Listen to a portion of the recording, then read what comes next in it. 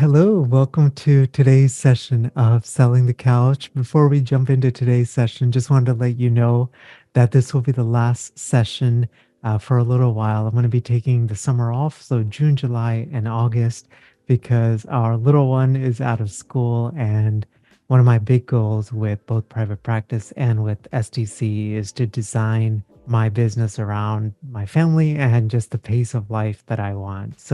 But don't worry, the STC podcast is not going anywhere.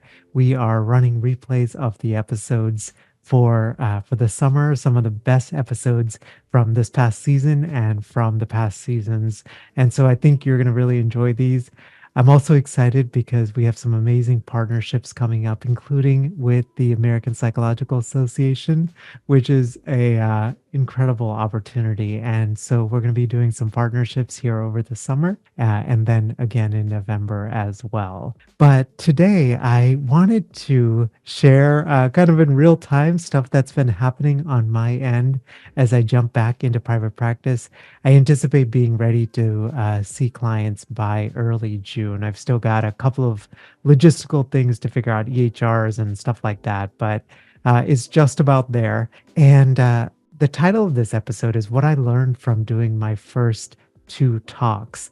These two talks were specifically related to mental health. And so my goal with private practice was to work mainly with founders and CEOs of brick and mortar stores as well as companies and SaaS products and stuff like that who are specifically struggling with depression, anxiety, and burnout. But in April, a childhood friend reached out to me to connect me with a nonprofit organization in a affluent suburb of Dallas, which is, where I was raised, spent most of my childhood, and to talk about the intersection of high achievement and mental health. Just to even give you a little bit more of a background, I recently watched a ABC report that was done by an ABC affiliate, and they said in 2024, so from January to May, 10 Indian students across the country have ended their lives. So either through a completed suicide or through an accidental overdose, or they went missing and there was a missing persons report out, and then their bodies were found several days later. And so this area of particularly South Asian mental health is something that is very personal to me. I have alluded to this and shared, but I was that high achieving kid growing up.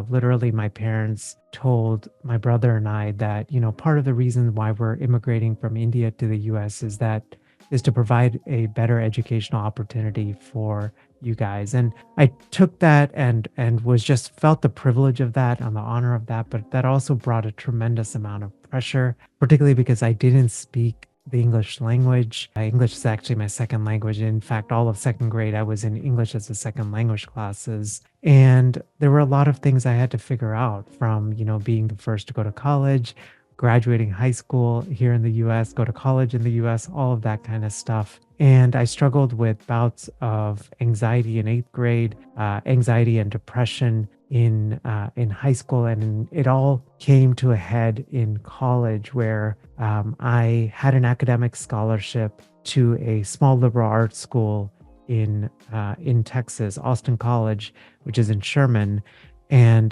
this Austin College is a feeder school for a lot of the med schools in Texas and Oklahoma. My initial plan was actually to become a pediatrician and go to med school and just become a pediatrician because I love kids and I love working with kids and all of that kind of stuff. But the first year and into the second year of my college experience, I went on academic probation. I had a 2.9 GPA, and I graduated in the top 2% of my high school class. I did AP classes, took on leadership positions, all of that stuff, despite struggling with depression, anxiety in high school. But it all came to a head when I went on academic probation. I struggled with really intense depression, had very intense thoughts of suicide, and and I finally had the courage to tell my parents, and my parents had the foresight for me to go see a psychologist. And it was those sessions that prompted for me a love of psychology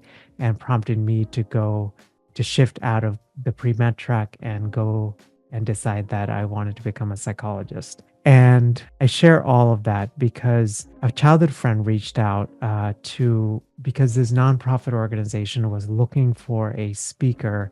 And this nonprofit organization is primarily caters to South Asian students in this one school district. And within this school district, two kids in the past year and a half have ended their life. And they were both this like high achieving students, and they wanted to see if there was somebody who would be able to talk and share their experience at the intersection of mental health and high achievement, and being from an Indian culture and all of the nuances that come with that. And I just thought it was an interesting full circle moment because at the age of 19 and 20, I was in a very different place, and I'm 42 now. And to be able to do this almost like twice, double the age where I am now, right? Where I was at 19. And it was one of the most amazing experiences and that I've had. So that first talk, just to give you a little bit of a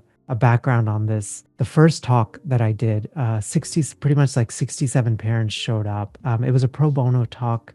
So 67 parents showed up in the first minute, and not a single parent left at the end of the first hour. The 1 hour that I did the talk. And I spent about 15 to 20 minutes just sharing my story, sharing some of the ways that parents who are raising high achievers can think about some of these things. And kids who are high achievers, some of the things that they can do. And then I fielded 40 straight minutes of questions. And I just thought to myself, and I honestly think I could have probably gone another hour with questions. But out of that, and this organization, I think, has a couple of hundred members in it. And one of the members that was attending that session was connected to a national organization, TANA, which is so in India, there are various different states. And the state that Tana is connected to is a state called Andhra Pradesh, and they speak the language Telugu. And I'm from Kerala, which is also in South India, and we speak primarily Malayalam. So, but there was a lot of overlap. And one of the board members of this national organization Tana has 60,000 active members, and they reached out about 3 weeks or 2.5 weeks after this first talk to do a second talk for Tana.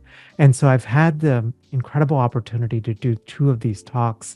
The second one ended up being 2 hours. So I did talks and then did more Q&A as well. And it was basically on this intersection of high achieving parents raising high achieving kids, not exactly about founders and CEOs. I'm sure I will have opportunities down in the future to think about that. But it piggybacks on an interesting development that happened in 2019. So most of us know about what the ACEs scale, the Adverse Childhood Effects Scale.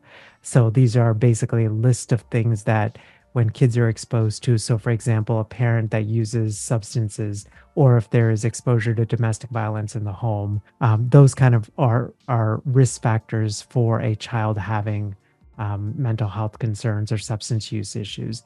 But in around 2019, there was actually a new group that was added as part of the most high risk in our country. And that's basically kids and teens who are growing up in hyper competitive public or private schools. It completely goes against everything that we think of when it comes to ACEs. But it's because I heard the phrase called the gilded pressure cooker. And it's basically these kids who are feeling like in order to get into a prestigious college, they have to do what the equivalent of what like 2 or 3 or even 4 people would do. So, Kumon and music classes and sports and being presidents or in leadership positions at clubs, but not even just, being a part of clubs, almost like forming clubs and creating them from the ground up.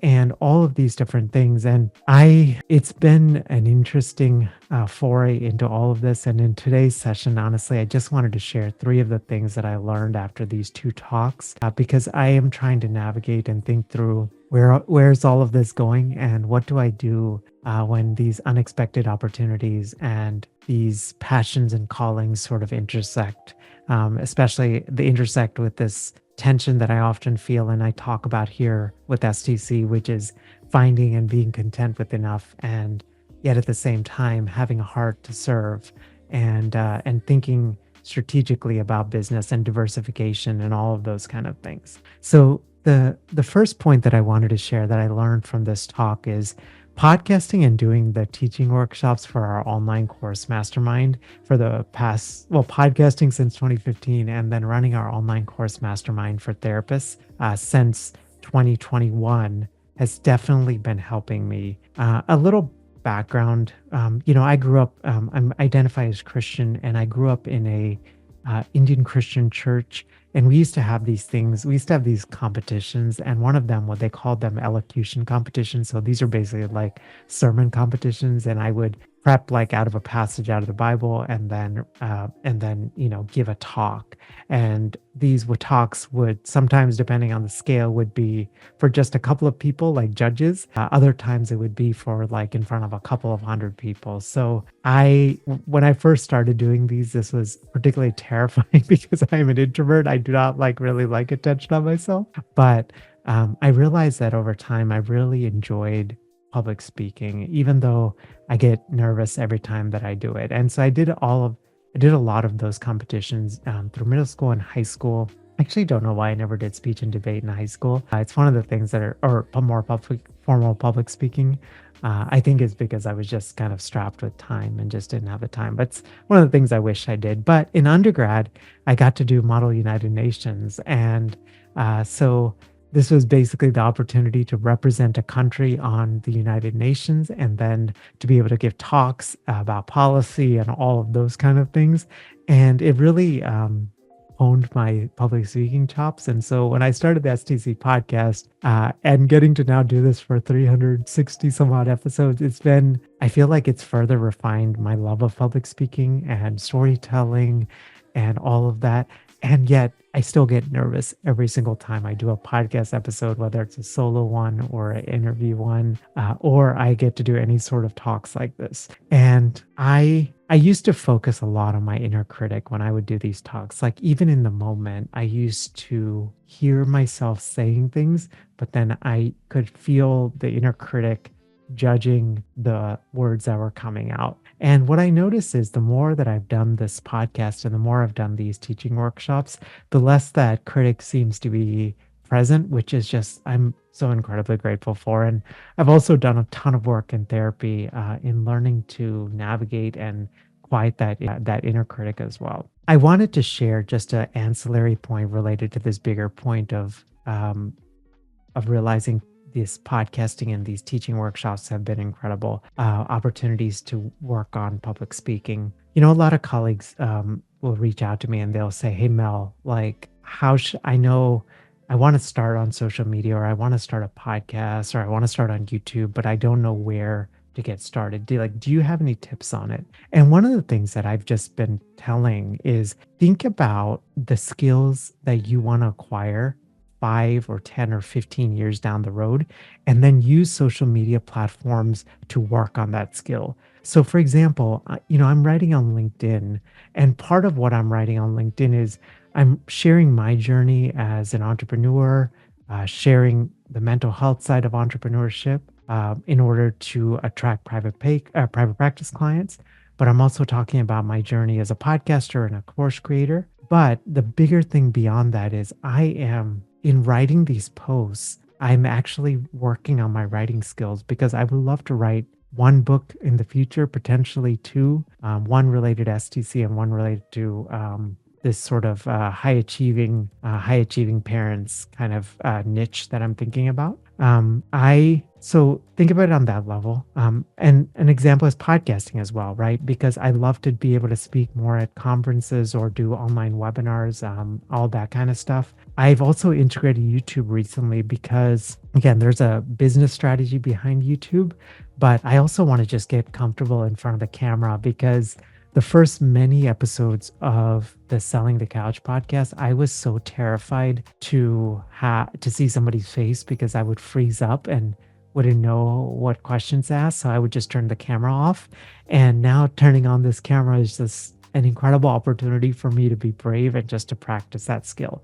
So think of it, short version, think of social media not just as like growing an audience, but think of it as skills that you can practice and refine over time. The second thing that I learned about doing these talks is both of these, again, talks were pro bono, but this stuff takes a lot of work. And I'm going to charge going forward with some of these talks.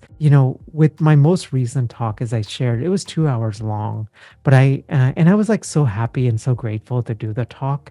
But I ended up prepping just a shade under 9 hours in order to do this talk. So this was planning of how am I going to structure it so that I keep engagement, all of that kind of stuff, taking wisdom that I've learned from doing our own advanced teaching workshops, creating the actual slides on Canva, reading a ton of stuff, and then figuring out how to integrate that stuff without overwhelming others, and then distilling all of that information into kind of essential pieces, doing a lot of rehearsing in front of the camera, and just seeing how I could improve how I'm presenting things, particularly focused on things like filler words like ums and ahs and all of those kind of things. And one of the things that, one thing I realize is I'm realizing with each of these talks, it's probably going to take that amount of time just to prep, even if it is a talk that I've done, because I always want to do a good job on these talks. I want to make sure they're valuable and helpful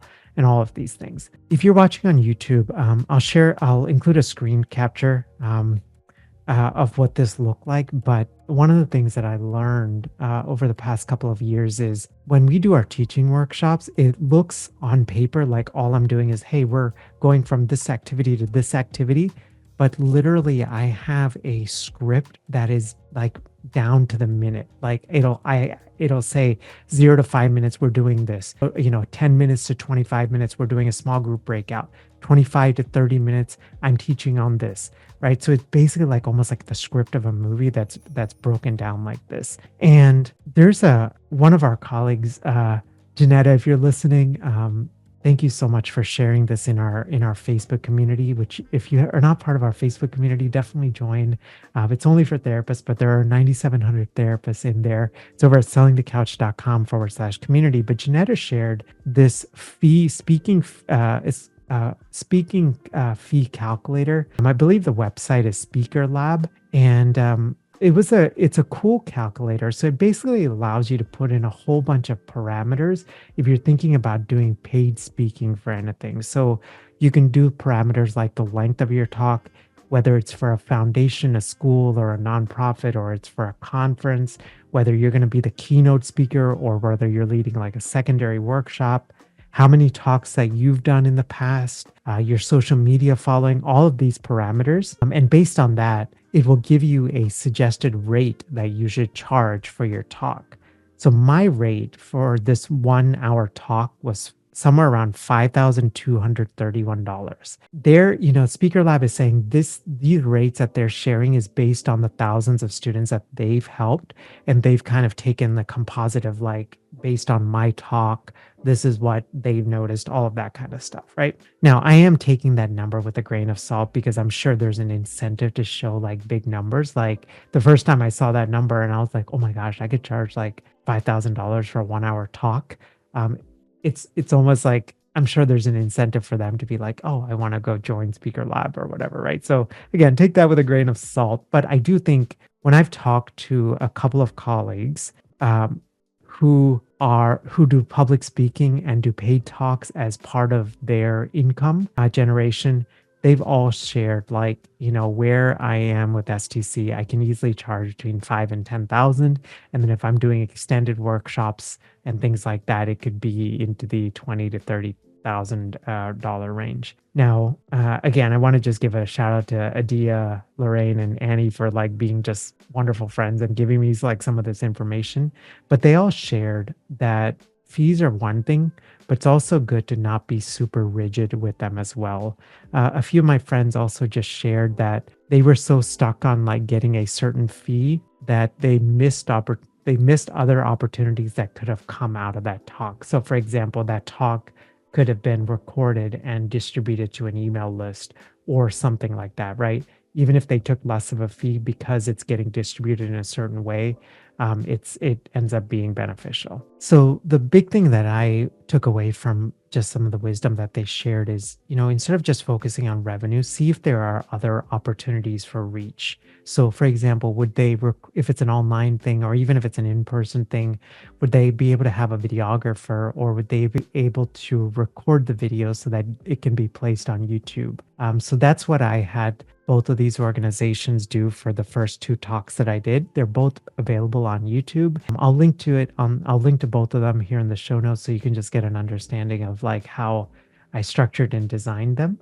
But the benefit of that is because it lives on YouTube, I can now link back to it from my private practice website. I can create content around it as well.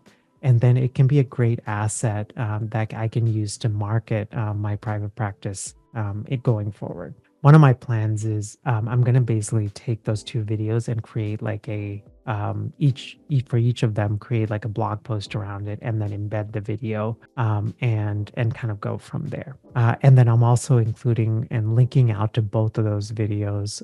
I basically have a section that says like in the media on my private practice website, which is over at melvinvarghesphd.com. But on it, I have an in the media section. And anytime I'm going to do it like a podcast or one of these talks, I'll always backlink it back to that just to improve the SEO and all of that kind of stuff. And then with the second talk,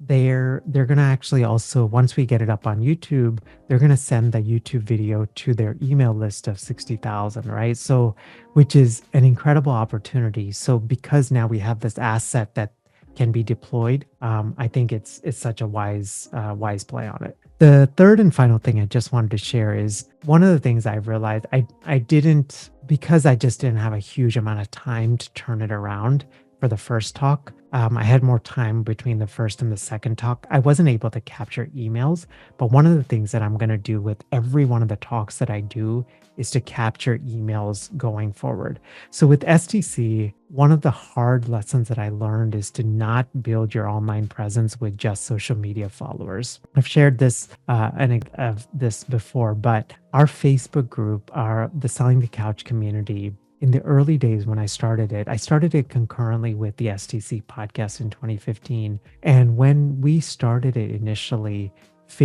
the reach of Facebook groups was outstanding. Like literally, if you created a post in a Facebook group, everybody in that Facebook group would end up seeing that post. But over time, Facebook started limiting the reach of certain posts. Basically, if a post was starting to trend, then it would get emphasized to the members. But if it wasn't, it would not be showing up on members' feeds. And then over time, the reach of Facebook groups really, really started to decrease. And especially if you included like external links out, they would not even push that post out to very many people at all. All of this to say, I learned a really hard lesson, which is if you end up building all your entire audience on a social media platform, whether it's a Facebook group or LinkedIn or Instagram or whatever it is, you're too much at the mercy of the algorithm. So instead, what I would do is create an email opt-in that directs your most loyal fans that are interested or listening to your podcast or reading your blog posts or watching your YouTube videos or whatever it is, or watching your talks, take them to your email list. So I created an email list, or I created an email opt-in called The Habits of Successful High Achievers or something like that. And you can find it over at melvinvarghesphd.com/high achievers if you want to check it out, or if you want to be on that newsletter as well.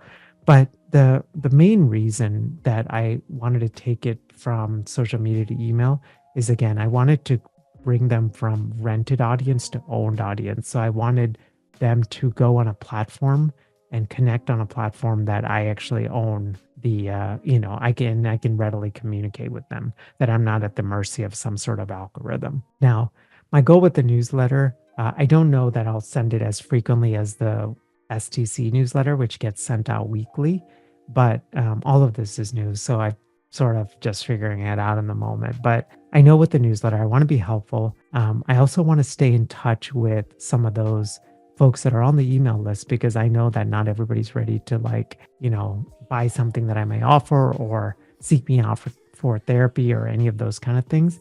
But the cadence and all of that, in an ideal scenario, I think once a week or once a month would be, or once every other week would be a nice cadence. But I'm not at a point where I can do like once a month even.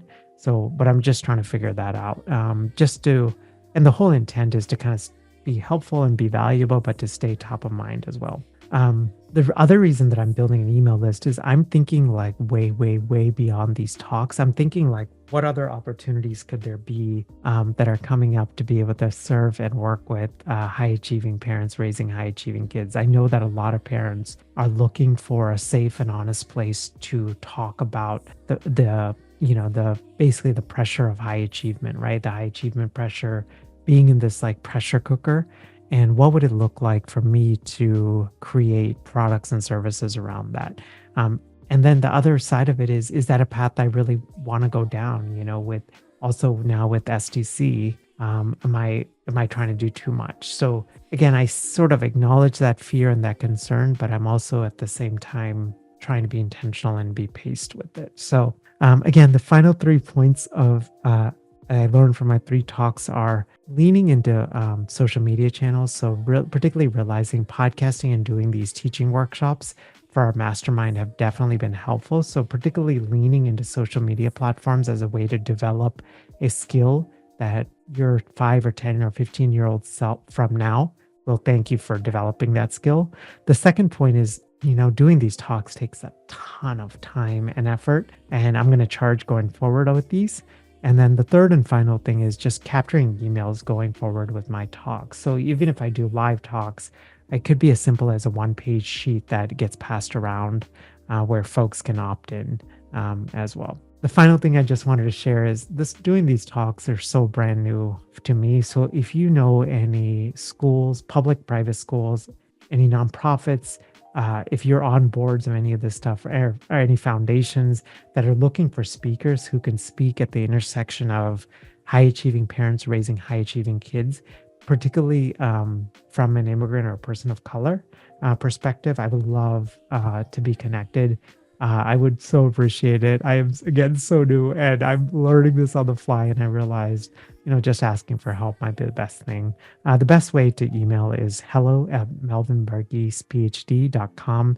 Varghese is spelled VARGESE.com. hello@melvinvarghesphd.com. And I'll be in touch. Have a great rest of your day. Thank you again for listening to this season of the podcast. Again, tune into during the summer as we continue to have some of our most favorite replays. I'll be taking a lot of time away, just resting, rejuvenating, taking a couple of trips, going back to daddy-daughter adventures on Fridays. And then I will also be working on a big project, which is working on the how to start a podcast, the ultimate guide for therapists, which I'm hoping will be available and ready by the time we come out of summer. And I'll keep you updated on all of that. And also by then, the STC website should be getting a nice refresh, and excited to share that with you going forward. Have a great rest of your day, and so appreciate you tuning in. Bye.